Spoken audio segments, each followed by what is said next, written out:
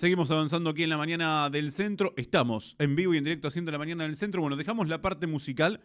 Vamos a meternos, sí, ahora en la faz económica, política, con un invitado que nos ha venido a visitar aquí a la mañana del centro, que le hemos convocado para charlar un poco de economía, también de política, si quiere decir algo, ¿por qué no? Acá estamos abiertos, por supuesto, siempre a escuchar y a compartir la palabra de nuestros entrevistados y, en definitiva, quienes son los hacedores de nuestra realidad. Lo tenemos a Ramón Biau Sanguinetti. ¿Cómo estás, Ramón? Hola, Buen Edu. día, gracias por Muchas venir, gracias. ante todo, aquí a Radio del Centro. Bueno, queríamos charlar un poco de economía contigo, ¿sí? Buenísimo. Como economista en este caso, ¿sí? Amén de dirigente político, pero para preguntarte un poco por nuestra actualidad, por nuestra realidad económica aquí en la República Argentina, porque venimos leyendo un montón de cosas, venimos escuchando un montón de cosas. La pregunta es, ¿por dónde empezarías? ¿Sí? Sí. ¿Cuál es hoy nuestra realidad económica para con el mundo, por ejemplo? Y cuando hablamos con el mundo, hablamos de China, Estados Unidos, ¿quién más? Sí. Que tenemos ahí intereses creados. Intereses. Ojalá que con Brasil también, por supuesto. Brasil. Es nuestro principal socio comercial. Sí. Pero sí, bueno, tenemos que volver a hablar de la economía otra vez, porque tal vez no hemos hablado lo suficiente de temas como inflación, como ahora la deuda, déficit fiscal. Bueno, vamos a hablar un poco Sí, de son todo. palabras que van... Vamos a tratar de entender la coyuntura Claro. de lo que está pasando. Hace 2 horas, el secretario del Tesoro de Estados Unidos dice que está negociando un swap de $20 mil millones, que es como teníamos con China. El swap, que quiere decir que nos dan dólares, nosotros le damos pesos y se van cobrando con las exportaciones de cada uno de los países. O sea, nosotros exportamos para allá, nos pagan con pesos y nos pagan con dólares. con dólares. Cuando ellos no tienen que pagar una exportación nuestra, nos pagan con pesos. Y lo mismo con China, era con los yuanes, Claro. con el renminbi. Así que bueno, tenemos que hablar un poco de lo que es transitorio y lo que es permanente. Esto es muy importante. Esta es la clave para entender qué es lo que está pasando. Si esto es por un tiempito, si esto es más permanente. Y la clave para entender la parte política y la parte económica. Porque claro, tuvimos un cimbronazo después de las elecciones, se esperaba una cosa, se dio otra. Siempre nos pasa. Sí. No importa quién gane o quién pierda, siempre nos pasa. Sí. Y fue un mal timing, fue un error del gobierno, lamentablemente. Pero bueno, estamos en esto. Y lo que más o menos pasó es que la demanda de dólares siguió como su camino, pero además aumentó después de las elecciones como cobertura frente a una horda de personas que creen que lo tuyo es suyo, lo mío es mío y lo tuyo es nuestro. Claro. Así que teníamos ese riesgo y entonces las personas empezaron a cubrir en dólares como siempre lo saben hacer. Y bueno, el gobierno tuvo que empezar a esta cuestión, si es permanente o es transitoria. O sea, esta horda de personas ladronas que quieren gobernar son transitorias, están por un tiempito o se quedan para toda la vida. Esa es la cuestión. Y entonces la política que tiene que ser contrarrestada con eso es también si es transitoria o es permanente. Por ahora lo que tenemos es transitorio, o sea, la medida de la baja de retenciones para abastecer al mercado de dólares. O sea, se sacan las retenciones para que para que tengan más incentivos los exportadores a liquidar, y de hecho se los obliga a liquidar a los 3 días, creo, o 9 días, por ahí. Muy rápido se les obliga a liquidar. O sea, los exportadores tienen que pedir prestado para poder liquidar, porque nadie le paga a ese tan poco periodo de tiempo. Así que ahí nos traen los dólares, se abastece el mercado de dólares que estaba desabastecido porque nadie lo quería vender, nadie voluntariamente lo quería vender, entonces lo tenía que vender el gobierno con el Banco Central, como vimos en la intervención de la semana pasada. Así que bueno, esa parte es transitoria, o sea, se termina el 31 de octubre y esto es muy importante. Porque, a ver, si es como dice el gobierno, o si es como se especula, que después de las elecciones nacionales se va a calmar el mercado del dólar, bueno, entonces sirvió. O sea, va a servir, porque el 26 de octubre se eligen diputados nacionales y vamos a tener un resultado y vamos a ver si con eso se calma un poco la gente en su ansia por protegerse. Y bueno, si para el 31 de octubre ya, o 31 de octubre o 7.000 millones de dólares, que es lo que dijo el gobierno. Sí, Así 7.000 millones de dólares, sí. Sí, que tiene sentido por cómo veníamos. Son más o menos 4 o 5 semanas de acá al 31, más o menos, sí. Así que veníamos con un ritmo de venta de dólares, así que el cálculo está bien hecho. Así que bueno, ¿es transitorio o es permanente? Esta es la primera medida que fue transitoria, y después tenemos hace muy poco el swap de 20.000 millones de dólares, que si vemos cómo fue el swap con China que tuvimos, duró más tiempo. Y además son 20.000 millones de dólares que vamos a tardar un tiempo en hacer el intercambio con Estados Unidos. Estados Unidos, tenemos una relación comercial con Estados Unidos, pero no es tan relevante como es con Brasil, por ejemplo. Así que necesitamos, además de estas medidas transitorias, necesitamos medidas permanentes. Permanentes que en la jerga se dice que es un poco más largo que transitorio, porque nada es permanente. Sí. Pero necesitamos medidas de un poco más de largo plazo, de mediano plazo, pero no del lado económico, porque del lado económico veníamos bastante bien. Se había estancado un poco la actividad a partir de abril, mayo, pero más o menos caminaba todo esto. Así que me parece que la parte que necesitamos la reforma es la parte política. La parte política donde... Lo que pasa es que las medidas políticas no duran, no son duraderas. Claro. Recién te lo decía fuera de aire. No importa el gobierno. Claro. No es que ahora van a libertad. No es la libertad base. Fue el Frente de Todos, fue Cambiemos, fue Frente para la Victoria, el que se te ocurra. Sí. Bueno, ahí yo, como liberal, creo que los políticos en general han tendido a gastar más de lo que le ingresa. Bueno, y no es que también, yo lo crea, porque de los últimos 113 años, 100 han gastado más de lo que le ingresa. Y eso es el resultado de la deuda. O sea, en 2023, Frente de Todos, como se llama ahora, el kirchnerismo dejó 495.000 millones de dólares de deuda, y teníamos en 2003 150.000 millones de dólares de deuda.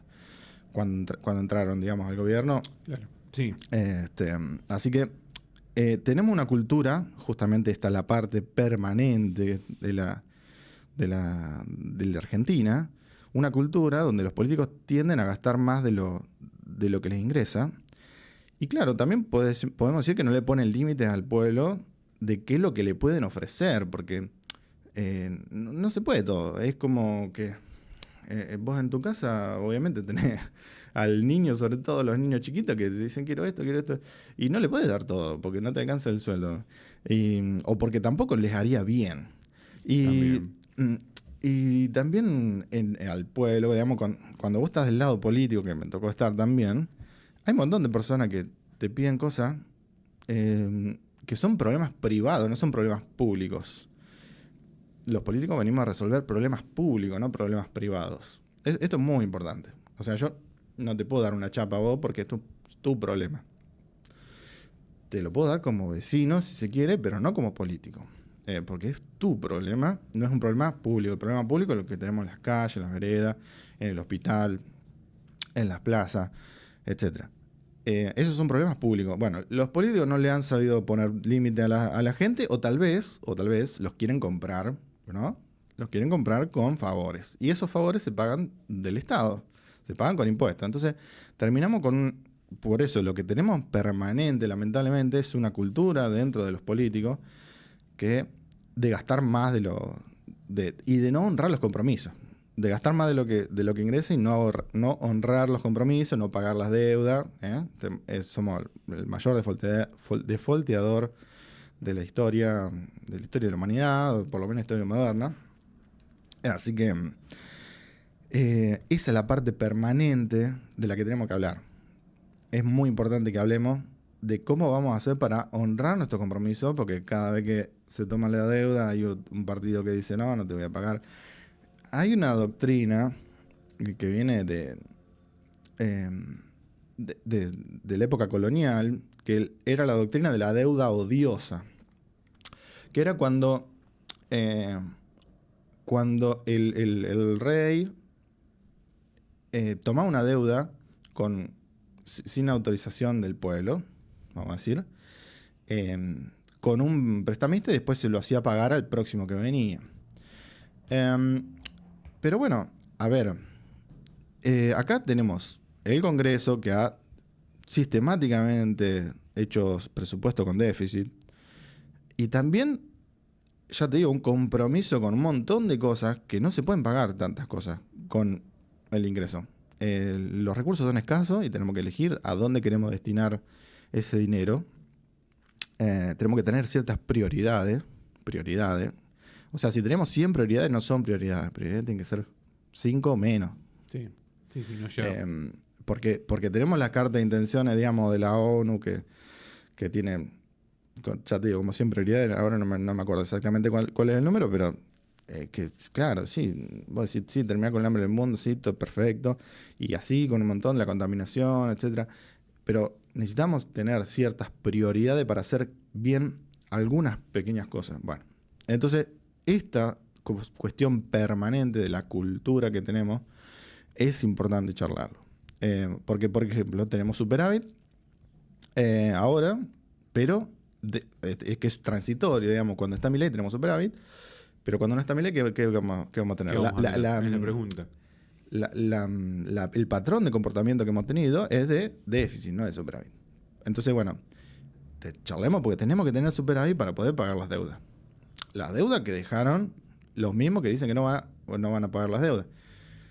Entonces, tengamos un compromiso. Si toman la deuda, la tenemos que pagar. La tenemos que pagar con Javier Milei y con el que venga después. Bajar impuestos. Hay una parte que el gobierno ha bajado impuestos, pero claro, hay una parte de la política que no sería problema si no tuviera poder, pero tiene poder. Entonces tengo que hablar del tema. Pero hay una parte de la política que cree que el dinero es del Estado, no del que paga impuestos o no del que lo produce. Entonces tenemos un problema con eso. O sea, cuando tenemos que arreglar una plaza y dice la pagó la municipalidad, no, la pagaron los chivilcoyanos, porque son los que pagan los impuestos. Entonces el dinero es de quien lo produce y no del político. Y el dinero se gasta mejor, esto es muy importante, se gasta mejor en manos de los privados que en manos de los políticos. Y acá tenemos toda una discusión de si el político puede ser eficiente gastando el dinero del pagador de impuestos. Bueno, y no puede ser eficiente porque no tiene precio de mercado, porque no sabe exactamente dónde poner el dinero, a dónde tiene que ir, que un poco lo hemos discutido en otro momento. Si toma una esquina de Chivilcoy, no sé, Sarmiento y Alem,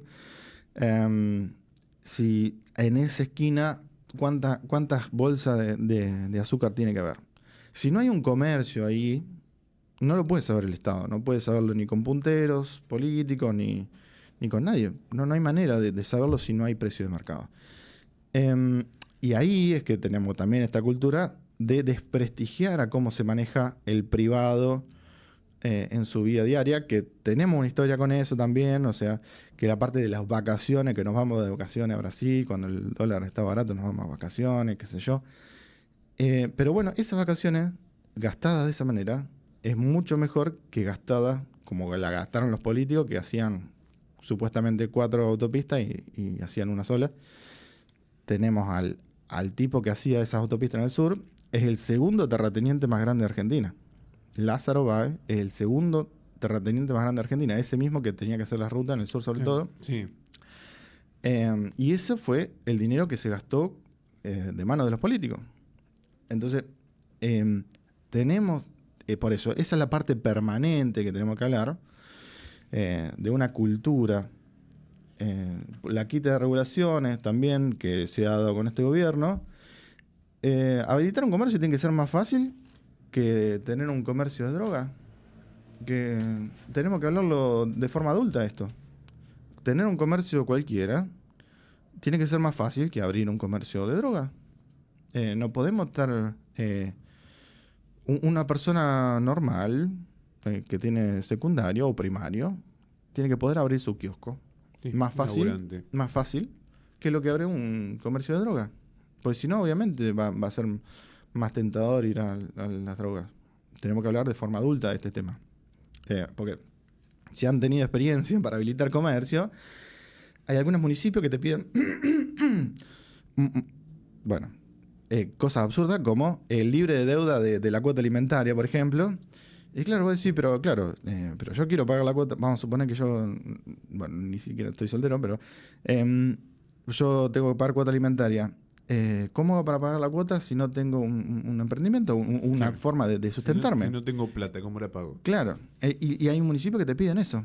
Entonces, ¿qué es lo que te están diciendo? Primero trabaja en negro y después pagame la cuota para después. Eso Claro. es lo que te están Sí, diciendo. sí. Primero pagar la cuota, fíjate dónde conseguí la Claro. plata y después Claro. habilitamos el comercio. Claro. Entonces, no podemos tener esas regulaciones así de absurdas. Bueno, Así, entre tantas otras cuestiones, ¿no? sí, no. Por eso, estaría bueno que hablemos de forma adulta y responsable cómo queremos que los ciudadanos ganen dinero. Porque no podemos ser todos empleados municipales, no podemos ser todos empleados del Estado provincial o del Estado nacional. ¿Cómo queremos ganar dinero? ¿Cómo es la forma honesta de ganar dinero?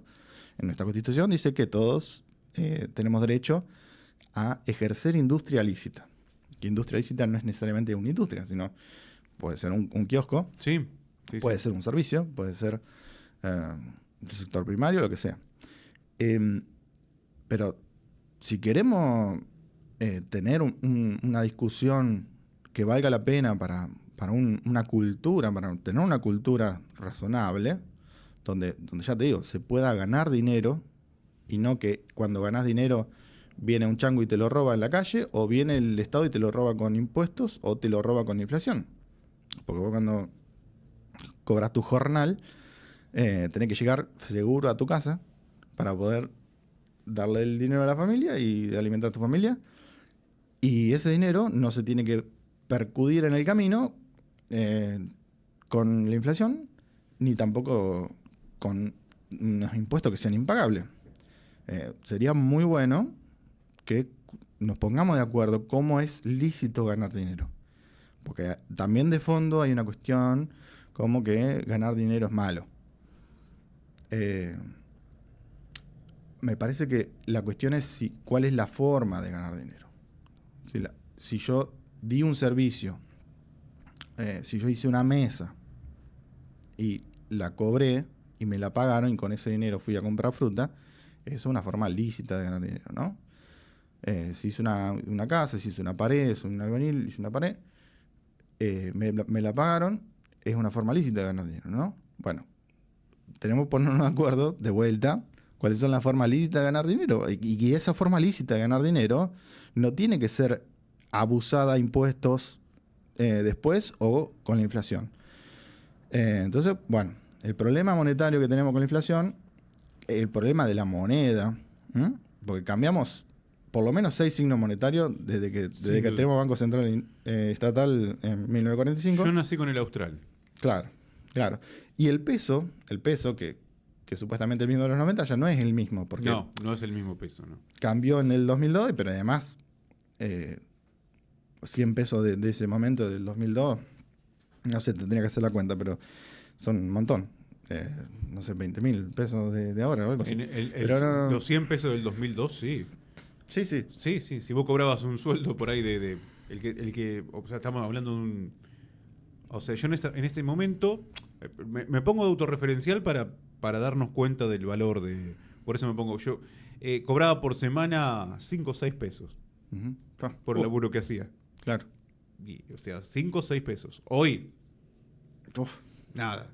En aquella época vivías la semana. Pero en 2002 se puso el plan jefe y jefa con 150 pesos, me acuerdo. 150 pesos, sí. Sí. Pero, perdón, yo cobraba eso por día. Ahora sí. Eran 5 o 6 pesos por día. Yo trabajaba en una remisería y era lo que te pagaban el turno. Claro. 5 o 6 pesos. Diarios, perdón, no dije por semana, no, diarios. Uh-huh. O sea, saca cuentas, ¿no? Bueno. Y era bastante, o sea, para el día te alcanzaba. Claro, es que a nosotros nos va a parecer raro, pero hay países en el mundo que hace 20 años que pagan lo mismo, el cartón de leche, el sachet de leche. Pagan lo mismo. Y eso pasa. No pasa, sí. Pasa en el mundo. Y le deben pagar el mismo sueldo a la persona también. Claro, sí. Y le alcanza para vivir. Y le alcanza para vivir, sí. Bueno. Y vivir, a ver, o sea, ¿por qué argentinos con se todas van? las letras. Pero claro, es que ¿por qué argentinos se van allá a hacer McDonald's en Europa o lo que sea en Estados Unidos? Porque con eso viven.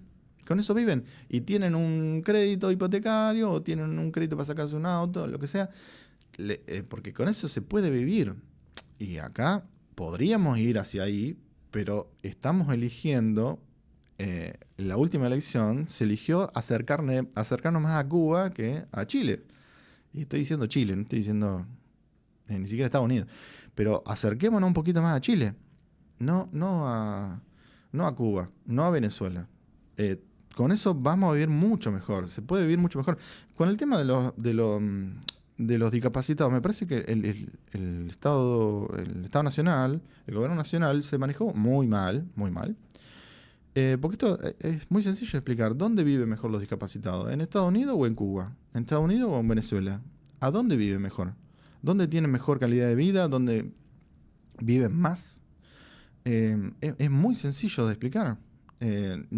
Después sí tenemos que discutir cómo se abastece justamente de dinero. Bueno, ahí tenemos, por ejemplo, un problema. ¿Cómo puede ser que haya 1.200.000 discapacitados ahora cuando a principios del 2000 había 70.000, creo que eran 60.000, por ahí? Y no tuvimos una guerra. Por eso hay un montón de pequeños recovecos que tenemos que discutir de forma adulta. Por supuesto que necesitamos darle el dinero a los discapacitados, por ejemplo, los discapacitados físicos. Las personas que tienen incapacidad física, eso necesitamos, sí, darle dinero. Pero no es el mismo dinero y ayuda que necesita, por ejemplo, una persona que está sorda de un solo oído. O una hipoacusia. Hoy le estamos dando muchos de esos mismos beneficios a un hipocúsico que a una persona discapacitada física, un cuadripléjico o un bipléjico. No está bien eso. No está bien eso, no es la misma discapacidad. No es la misma discapacidad, por ejemplo, la de un autista leve. Una persona con Asperger leve, le estamos dando la misma ayuda que a una persona con discapacidad física. Discutámoslo, por favor, de forma adulta. ¿Queremos ayudar a los discapacitados? Bueno, ayudémoslo en la función que ellos necesitan, porque si no también va a haber un montón de personas como las hay, por eso tenemos 1.000.000 de inscriptos en discapacitados, que se pasan de vivo y entonces o se hacen pasar por discapacitados y se hizo un negocio, pero atroz. Hay provincias que tienen 4 veces, por ejemplo, la provincia de Buenos Aires, provincia de Chaco, Misiones, Formosa. ¿Qué pasa en Chaco? ¿Qué pasó en Chaco que hay tantos discapacitados? Hay que hacer un relevamiento también. Los recursos son escasos y manejámoslo de forma adulta porque ganar el mango cuesta. Si nos cuesta llegar a fin de mes, les cuesta a todos. Y bueno, son cosas que tenemos que discutir como sociedad.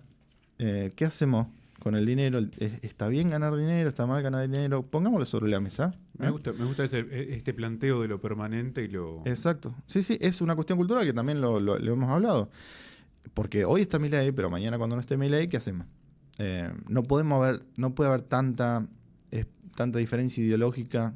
Ya te digo, nos vamos a Cuba o nos vamos a Estados Unidos o a Dinamarca. Pongamos un punto en común. Tal vez este carácter tan beligerante del presidente no ayuda mucho al tema de discutir. Y nada, en Twitter, con esto de la política, hace 2 meses me abrí Twitter, es impresionante. El nivel de agresividad que hay en esa red social es impresionante. Mucho más que en Facebook o Instagram. Pero impresionante, ¿no? Y no se puede discutir. Por supuesto que tenemos que ignorar un montón de gente, pero es impresionante. No podemos tener una discusión adulta y responsable dentro de esa red social, es muy difícil. Ramón, bueno, primero agradecerte por haber venido, la verdad que da como para seguir charlándolos, pero podemos seguir charlándolo, ¿sí? Porque siempre es un tema recurrente el tema de la inflación, del superávit. Y lo último que me nace así preguntarte es, bueno, ¿puede dejar de ser permanente esta deuda en algún momento? Mira, en general los países tienen deuda. El asunto es cómo la pagamos. Porque, a ver, acá hay un punto importante. Si nosotros tenemos superávit, vamos a estar pagando deuda. Si nosotros tenemos déficit, vamos a estar tomando deuda.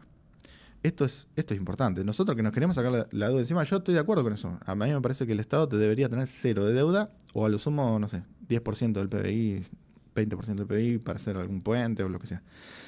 Pero tiene que ser baja la deuda. La tenemos que ir bajando con superávit a través del tiempo. Porque bajarla de un saque no se puede, es imposible. Calcula que más o menos, no sé, 80%, 60% de PBI, por ahí andamos ahora en este momento. La podemos ir bajando de a poquito. O sea, de a 1 o 2%, 1% por año, más o menos, 1 o 2% por año. Y la podemos ir bajando. Sí, pero nos tenemos que comprometer a que vamos a ir bajando, toda la clase política se tiene que comprometer a ir bajando las deudas. Y a ir, claro, a gastar poco. Pongamos ciertas áreas en donde queremos gastar la plata y concentrémonos en esas áreas por 20 años. Solamente en esas áreas, no nos movamos por esas áreas. Pongámonos de acuerdo y con eso vamos a poder pagar la deuda. Sí, eso es muy, muy importante. Yo estoy de acuerdo, bajemos la deuda, cumplamos con nuestro compromiso y bajemos la deuda porque también tenemos una historia de no pagar las deudas, entonces tenemos que sobre reaccionar, es como el alcohólico que no tiene que tocar ni siquiera una botella, digamos, no tiene que estar cerca de bueno, lo mismo. Mejor si nos comprometemos a seguir pagando las deudas. Muchas gracias por haber venido. Gracias, Edu. Muy amable. Ramón Biago Sanguinetti con nosotros aquí en la mañana del centro. Hoy charlamos un poco de economía con él. Por supuesto, ya te vamos a volver a invitar porque siempre viste que siempre surge algo nuevo para seguir charlando. Hacemos la última tanda acá en la mañana del centro y ya venimos.